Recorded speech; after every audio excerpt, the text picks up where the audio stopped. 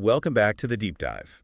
Today we're getting into something really foundational in personal development literature. We're looking at Charles F. Haanel's The Master Key System. Right, which is from that same sort of era as The Science of Getting Rich, another classic. And it's positioned as, well, a blueprint for unlocking your own potential. Exactly. And Haanel wasn't just an author, he was a very successful businessman. He actually credited these principles we're going to discuss for his own success. Which gives it some weight, doesn't it? It's not just theory. Not at all. What makes the Master Key System, I think, so enduring is how it focuses directly on your inner world, your inner capacity. Haanel really believed his achievements came from applying these ideas. So it's meant to be practical. A guide to tapping into, what did he call it? A kind of deeper wisdom. Yes, that's a good way to put it. And the absolute core, the central idea, is this concept that our thoughts, they aren't just passive things. They're a form of creative energy. That's the crux of it. He calls this understanding the master key. The master key, right? Hmm. And not just for, say, financial success, but for broader personal growth, holistic development. Precisely. He suggests this key allows us to connect with, well, he uses terms like cosmic intelligence or universal mind. The idea is you attract the resources, the circumstances you need to realize your goals. It's interesting how it was originally delivered, too. It wasn't just a book you'd read cover to cover in one go. No, definitely not. It was actually a 24-part correspondence course sent out weekly. Wow, weekly. So you really had to digest each part. Yeah, and each part built on the previous one. With exercises, importantly, designed to actually train your mind in these principles. So you really need to approach it with that kind of intention, I think. Makes sense. And Haanel himself wasn't shy about the potential benefits. He promised, and this is a quote, "Results hitherto undreamed of, and rewards hardly to be expressed in words." High stakes. Definitely sets expectations. So our mission today in this deep dive is to unpack these foundational principles. What is this master key, really? What does it mean for you? Okay, let's start with perhaps the most central theme. This power that Haanel says resides within every single one of us. The power within. Yes. He argues that genuine personal development doesn't come from trying to fix things on the outside first. It comes from improving the quality of your inner world. So your thoughts, your ideals. Exactly. Your thoughts, your ideals, which then naturally influence your actions, and then inevitably the conditions and results you see in your life. So studying and applying the creative processes of thought is paramount. Utterly paramount, according to Haanel. He frames the master key itself as basically instruction on how to use this universal power that he says operates through you. And the emphasis is on using it constructively, creatively. Yes, very much so.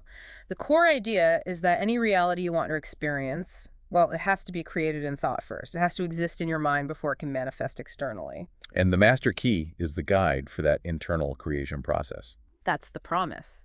He makes this really interesting contrast, doesn't he, between people who are always looking outside themselves for help or solutions Right, dependent on external circumstances or other people. versus those who learn to rely on their own thinking, their own inner resources. He suggests those who cultivate this internal reliance have this amazing ability to, instantly correct their course, to achieve things that might look like miracles to others. Because they're working with the cause, not just the effect. Precisely.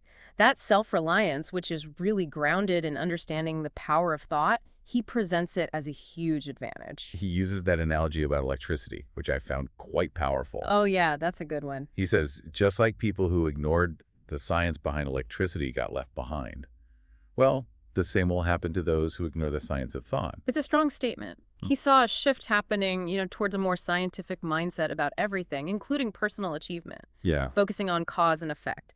Replacing uncertainty with law and reason, as he puts it. So if you want a certain result, you need to consciously seek out and create the necessary mental conditions first. Exactly. And he even connects this idea of individual mental mastery to, the strength of a whole nation. Really? How so? Well, he talks about true national preparedness, including things like health, efficiency, cooperation, but also focusing on what he calls ascending life, guided by science, art, ethics, It's this holistic view where individual clarity and purpose contribute to the collective good. That's quite a broad vision, and he's very confident about the foundation of this system. He says it's based on absolute scientific truth. He does. He believes it unlocks dormant potential, increases your actual effectiveness by applying these mental laws. The benefits he lists are quite extensive. He talks about securing results you wouldn't have even dreamed of before. Right. Added energy, better discernment, more vigor, mental elasticity. It's quite a list. He gets specific too, like learning how to use the receptive and active parts of your mind properly. Yes, and becoming better at spotting opportunities, strengthening your willpower, your reasoning skills, and really importantly, cultivating imagination, desire, emotions, intuition. It's not just about logical thinking then. Not at all. It's about the whole person, developing initiative, tenacity, wisdom, sympathy, and just a greater enjoyment of life itself. And he's careful to distinguish this true mind power from other things, right? Oh, definitely. He makes it clear this isn't hypnotism, it's not magic, it's not some kind of deceptive something for nothing scheme. It's about understanding natural laws. And understanding that, he claims, helps you control your body and health, improve memory. And develop the kind of insight that's crucial for success, for seeing opportunities others might miss. It leads to developing what he calls mental power. And what does that mean, practically? He suggests it leads to others instinctively recognizing your force, your character. It attracts people and things to you. It creates what people often call luck, but he sees it as a natural consequence of this inner alignment. It's interesting, he includes that endorsement from Elbert Gary, the businessman. Yeah, Gary apparently said these right principles taught in the book were more important than advisors or experts, which really underscores Haanel's focus on practical application and independent thinking. It does. Haanel also seemed to feel he was living through a time of major change, a shift in global thinking. Yes, he talks about a change in the thought of the world, moving towards a new civilization, he hoped, where vision, faith, and service would replace old customs, creeds, cruelty. He saw thought itself being liberated. A new consciousness dawning, an awareness of inner resources, contrasting with the previous century's focus on, well, mostly material progress. And that leads directly into one of his most crucial concepts, the idea of a world within. Explain that a bit more. He describes it as this inner realm, a realm of thought, feeling, power, governed by your mind. And critically, he says this inner world contains the solutions to everything, the cause of every effect we see externally. And it's subject to our control. We can influence this inner world. That's his assertion, that this world within is ultimately under our conscious direction. And the world without our external reality is just a reflection of that inner world. A direct reflection. He says that within us lies infinite wisdom, infinite power, infinite supply, just waiting for us to recognize it and express it. So recognizing it within is the first step to seeing it manifest without. Exactly. Which brings us to harmony. He stresses the importance of achieving harmony within ourselves. What does he mean by inner harmony? Essentially, the ability to control your thoughts, to determine how experiences affect you rather than being controlled by them. This inner harmony, he says, naturally leads to harmonious outer conditions. And promotes well-being, health. Yes. He sees it as essential for any kind of significant achievement, power, success, fulfillment. It results in a state of optimism and what he calls affluence, which isn't just money, but inner richness, too. So again, the outer world mirrors our inner consciousness. It's a constant refrain. Find the wisdom within, and you'll understand your latent possibilities and gain the power to make your vision real. He also introduces this idea that life is an unfoldment, not just accumulation. Right, that what comes to us from the outside is actually something we already possess within, in potential. All possession, he argues, is based on consciousness. So gain comes from accumulative consciousness. Yes, and loss from a scattering of consciousness, a lack of focus. Mental efficiency depends on that inner harmony. Discord leads to confusion. So to acquire power, you need to be in harmony with natural law. That's how he puts it. Understanding and controlling your thought processes allows you to consciously cooperate with this omnipotent law, the basis of everything. He then brings in the concept of the universal mind, or universal intelligence. Yes, describing it as the life principle within every atom, always striving for more life, fulfilling its purpose. He points out that most of us live primarily focused on the external world. While the internal world is actually the creative source. Exactly. Everything you see in the world without was first created within. Understanding this relationship, he says, is the key to realizing your own power. Because the world within is cause.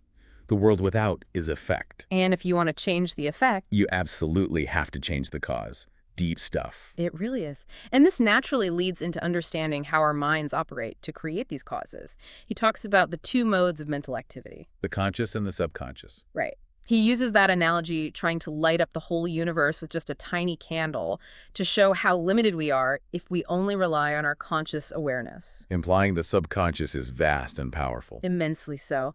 And he emphasizes its certainty, its logical processes, even if they operate below our awareness. He quotes James Allen too, doesn't he? Oh yes, cause and effect is as absolute and undeviating in the hidden realm of thought as in the world of visible and material things.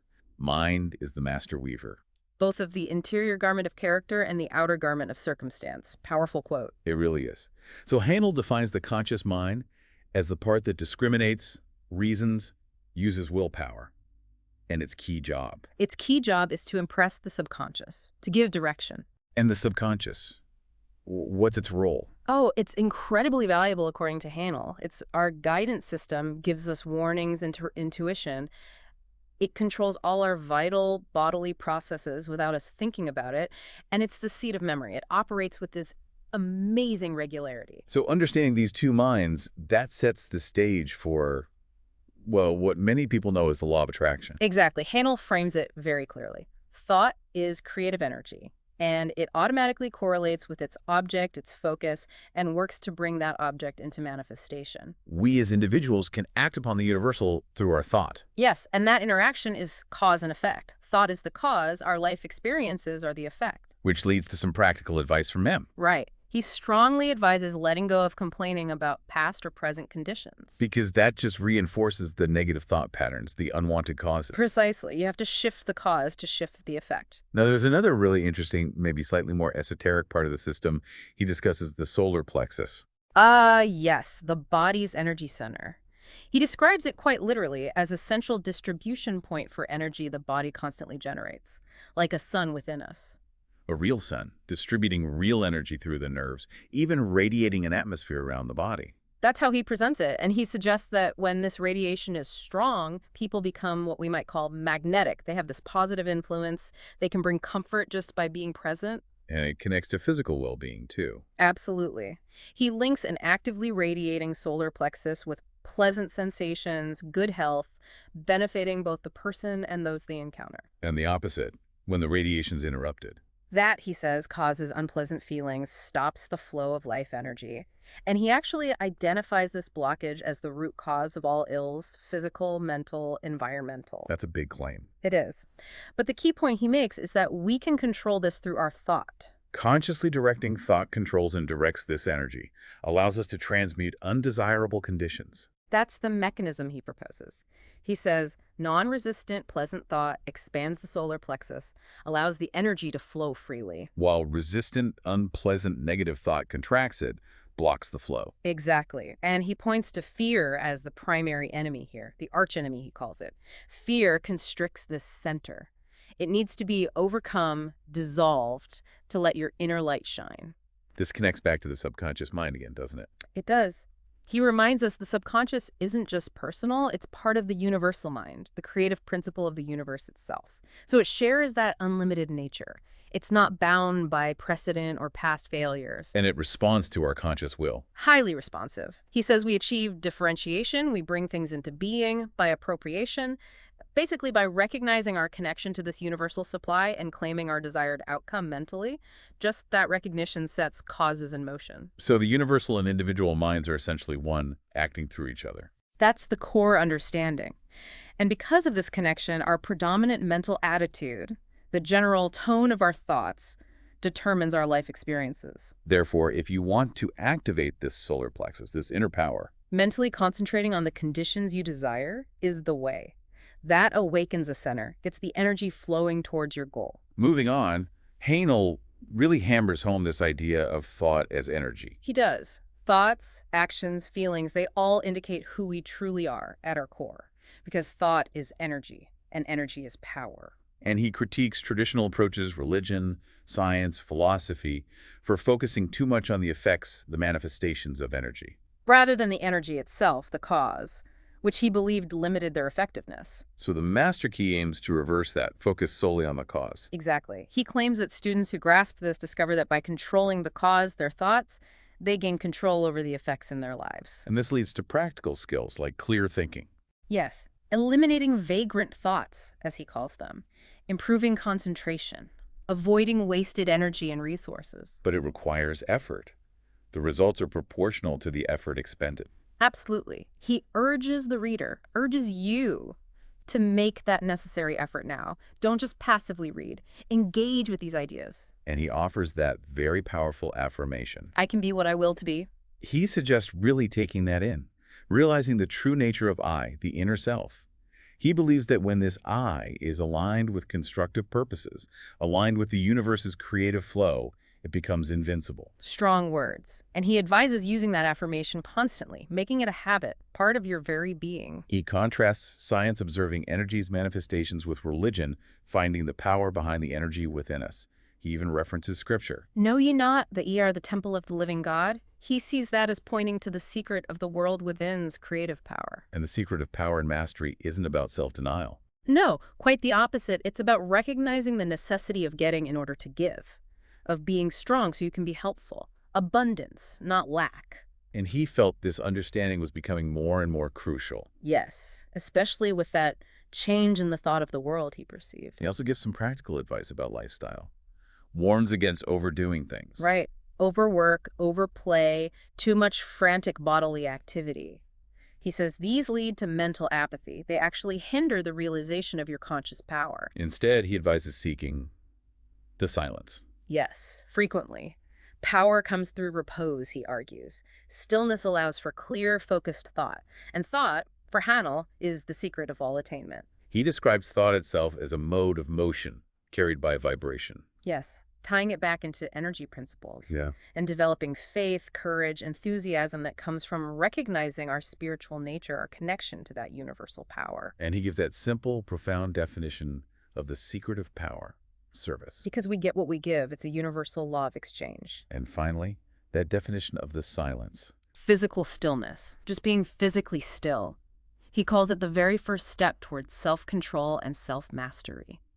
Learning to quiet the body, to quiet the mind. So wrapping this all up, the core message of the Master Key System seems to be, well, that our thoughts are fundamentally creative. They shape our reality. Absolutely. Understanding that interplay between the inner world of thought and the outer world of experience gives you the ability to consciously direct your life. Recognizing that connection to the universal mind, cultivating harmony within, focusing your mental energy, that's the The key. Master Key, indeed. That's the one. Okay, so for you listening, here's something to reflect on as we close. Think about one area in your life right now where you really desire a change. Just one area. And then gently, without judgment, consider the thoughts you typically hold about that situation. What's the prevailing mental story you tell yourself about it? Now, what small, consistent shift in your thinking could you perhaps initiate starting today? Even a tiny adjustment in your focus or attitude. Trust, as Haanel encourages, in that creative power within you. Trust that even a small shift in thought, consistently held, can begin to unfold a new reality for you, one thought at a time. Definitely food for thought. Yeah. And perhaps an invitation to explore Haenel's work more deeply if this resonates.